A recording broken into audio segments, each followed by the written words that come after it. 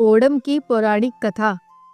बहुत समय पहले त्रिलोक पर असुरों और देवताओं के बीच निरंतर युद्ध हुआ करता था। देवता स्वर्गलोक में निवास करते थे और असुर पाताल में, किंतु दोनों की आकांक्षा हमेशा से यह रहती कि तीनों लोकों पर अधिपत्य स्थापित किया जाए और समस्त प्राणी पर उनका शासन चले। इसी आकांक्षा और संघर्ष ने समय समय पर अनेक महायुद्धों को जन्म दिया। देवता जहाँ भगवान विष्णु के शरणागत होकर उनकी कृपा से अपने साम्राज्य को पुनः प्राप्त करते, वहीं असुर निरंतर तप करके वरदान पाकर और अपनी अदम्य शक्ति से देवताओं को चुनौती देते रहते। इन्हीं असुरों में एक महान और अद्वितीय राजा उत्पन्न हुआ, जिनका नाम था महाबली। महाबली प्रहलाद के पौत्र और विरोचन का पुत्र था। प्रहलाद वही भक्त था जिसने बाल्यावस्था में भी भगवान विष्णु की अनन्य भक्ति से असुर कुल में रहकर भी स्वयं को ईश्वर के चरणों में समर्पित कर दिया था, और जिसने अपने पिता हिरण्यकश्यपु के अत्याचार को सहते हुए भी नरसिंह अवतार के रूप में भगवान को अपने सम्मुख प्रकट किया था। प्रहलाद के वंश में उत्पन्न महाबली ने भी अपने पितामह की भक्ति और धर्मपरायणता का अनुकरण किया, किंतु साथ ही उसमें असुरों की वीरता, शौर्य और दानशीलता भी विद्यमान थी। महाबली ने तपस्या और अपनी शक्ति से तीनों लोकों को जीत लिया। उसका साम्राज्य इतना विशाल और न्यायपूर्ण था कि देवता भी भयभीत हो गए। महाबली केवल असुरों का ही राजा नहीं था, बल्कि उसने देवताओं और मनुष्यों पर भी अपना प्रभुत्व स्थापित कर लिया था। किंतु उसके राज्य में किसी भी प्रकार का अन्याय, अत्याचार या अधर्म नहीं था। उसकी विशेषता यह थी कि यद्यपि वह असुर था, फिर भी उसका शासन प्रजानन के लिए अत्यंत सुखदायी था। लोग कहते हैं कि महाबली के शासनकाल में न चोरी होती थी, न झूठ बोला जाता था, न ही कोई भूखा या प्यासा रहता था। सभी अपने अपने कार्य में तल्लीन रहते और धरती पर स्वर्ग जैसा वातावरण छा गया था। देवता जब अपनी हार से व्याकुल होकर भगवान विष्णु के पास पहुँचे तो उन्होंने प्रार्थना की, हे नारायण, असुर राज महाबली ने तीनों लोकों पर अधिकार कर लिया है। अब हमारे लिए कोई स्थान शेष नहीं रहा। कृपया हमारी रक्षा करें और धर्म की पुनः स्थापना करें। भगवान विष्णु मुस्कुराए, क्योंकि वह जानते थे कि महाबली यद्यपि असुर है, लेकिन उसके भीतर दानशीलता और धर्म का पालन करने का भाव भी है। भगवान को अपनी इस लीला से केवल देवताओं को उनका स्वर्ग लौटाना ही नहीं था, बल्कि संसार को यह संदेश भी देना था कि अहंकार चाहे दान और धर्म से भी उत्पन्न हो, अंततः वह भगवान की शरण में आकर ही शांत होता है। इसी समय असुर राज महाबली ने भी एक महान यज्ञ करने का निश्चय किया। यह यज्ञ विष्णु यज्ञ था और परंपरा यह थी कि यज्ञ पूर्ण होने पर दान दिया जाता है। महाबली ने घोषणा की, जो भी इस यज्ञ में आएगा, मैं उसे उसकी इच्छा अनुसार दान दूंगा, चाहे वह भूमि हो, स्वर्ण हो, गोधन हो या कुछ और। उसकी यह प्रतिज्ञा समस्त लोकों में प्रसिद्ध हो गई। लोग उसकी दानशीलता का गुणगान करने लगे। यह समाचार भगवान विष्णु को भी प्राप्त हुआ और उन्होंने निश्चय किया कि अब यही उचित समय है जब वह लीला करते हुए महाबली के अहंकार को दूर करें और देवताओं को उनका स्थान वापस दिलाएं। भगवान विष्णु ने वामन अवतार धारण किया। वह बटुक ब्राह्मण के रूप में प्रकट हुए। लघु काया, दिव्य तेज और दीप्तिमान मुख, हाथ में कमंडलू और छड़ी, जटा मुकुट और मुख पर अलौकिक आभा। वह बालक ब्राह्मण के रूप में महाबली के यज्ञशाला में पहुँचे। उस समय समस्त ऋषि मुनि, देवगुरु शुक्राचार्य और असुरराज महाबली उपस्थित थे। जैसे ही वामन वहां आए, सभी ने देखा कि उनके व्यक्तित्व में कुछ अलौकिकता है। महाबली ने बड़े आदर से उनका स्वागत किया और कहा, हे ब्राह्मण कुमार, आप मेरे यज्ञ में पधारे हैं, यह मेरे लिए सौभाग्य की बात है। कृपया बताइए मैं आपको क्या दान करूं? स्वर्ण, रत्न, हाथी, घोड़े, गोधन या कोई राज्य भूमि?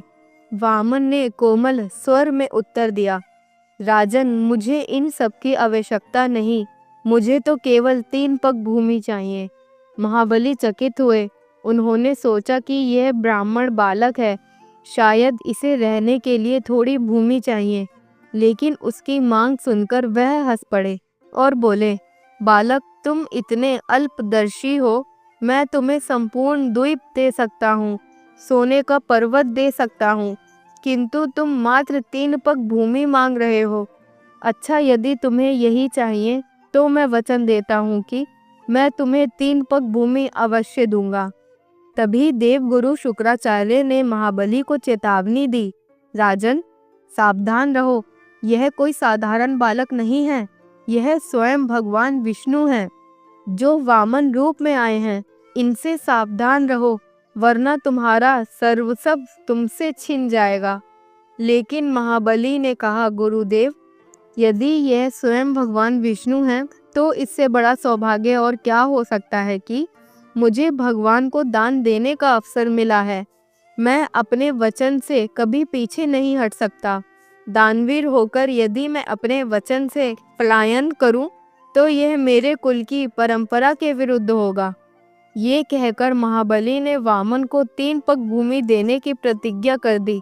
जैसे ही प्रतिज्ञा पूर्ण हुई, वामन ने अपना दिव्य रूप धारण कर लिया।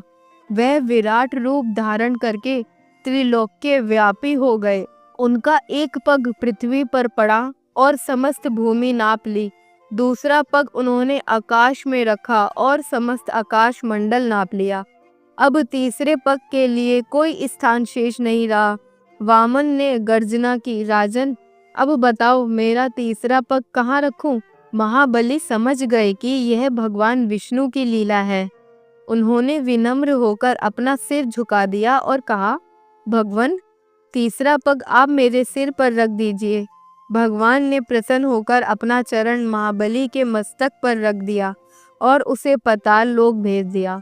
किंतु भगवान विष्णु उसके दान, उसकी भक्ति और उसकी सत्य प्रतिज्ञा से इतने प्रसन्न हुए कि उन्होंने वरदान दिया, हे महाबली, तुम यद्यपि पाताल में निवास करोगे, किंतु तुम्हें यह अधिकार होगा कि वर्ष में एक बार तुम अपनी प्रजा से मिलने पृथ्वी पर आओ। उस दिन तुम्हारी प्रजा तुम्हारा स्वागत करेगी और तुम्हें स्मरण करेगी। तुम्हारी स्मृति में वह उत्सव ओणम के नाम से मनाया जाएगा। इसी कारण हर वर्ष केरल और दक्षिण भारत में ओणम महोत्सव बड़े उत्साह और श्रद्धा से मनाया जाता है। लोग मानते हैं कि उस दिन उनके प्रिय राजा महाबली अपनी प्रजा से मिलने आते हैं। घर घर में पुष्पों से उपकलम सजाया जाता है, नए वस्त्र धारण किए जाते हैं, पकवान बनाए जाते हैं, नृत्य गान होते हैं और महाबली का स्वागत किया जाता है। यह केवल उत्सव ही नहीं, बल्कि उस आदर्श राज्य की स्मृति भी है जिसमें कोई दुखी नहीं था, सभी सुखी और संतुष्ट थे। आध्यात्मिक दृष्टि से देखा जाए तो यह कथा हमें यह शिक्षा देती है कि भले ही हम कितने ही दानी, धर्मात्मा या शक्तिशाली क्यों ना हो, यदि हमारे भीतर अहंकार आ जाए तो वह हमें भगवान की परीक्षा में अवश्य डालता है। महाबली ने अहंकार नहीं किया, उसने भगवान को पहचानकर भी अपने वचन का पालन किया और इसलिए वह आज भी लोगों के हृदय में बसता है। दूसरी ओर यह कथा हमें यह भी बताती है कि भगवान अपने भक्तों की भक्ति को कभी व्यर्थ नहीं जाने देते। महाबली को यद्यपि पाताल में भेज दिया गया, किंतु उसे यह वरदान मिला कि वह प्रतिवर्ष अपनी प्रजा से मिलने आ सकता है और आज भी करोड़ों लोग उसे स्मरण करते हैं। ओणम पर्व केवल एक त्योहार नहीं, बल्कि यह उस स्वर्ण युग की स्मृति है जहां धर्म और न्याय का राज्य था। यह हमें सिखाता है कि यदि हम सत्य, दान, धर्म और भक्ति के मार्ग पर चलें, तो भगवान स्वयं हमारी रक्षा करते हैं। ओणम का संदेश यह है कि संसार में भेदभाव, अन्याय और असत्य का स्थान ना हो। सभी लोग समानता और भाईचारे के साथ रहें और सबके जीवन में समृद्धि और आनंद आए। अगर आपको यह पौराणिक कथा और ओणम पर्व की महिमा सुनकर अच्छा लगा हो तो इसे ज़रूर लाइक करें, अपने मित्रों और परिवारजनों के साथ शेयर करें ताकि भगवान विष्णु और असुरराज महाबली की यह दिव्य कथा अधिक से अधिक लोगों तक पहुँचे। हमारे चैनल को सब्सक्राइब करना ना भूलें ताकि आपको ऐसी ही और रोचक आध्यात्मिक और पौराणिक कथाएं मिलती रहें। बेल आइकन दबाएं ताकि नई कथा और नोटिफिकेशन आपको सबसे पहले मिले। मिलते हैं एक और नई कथा के साथ। जब तक के लिए जय श्री हरि। हर हर महादेव।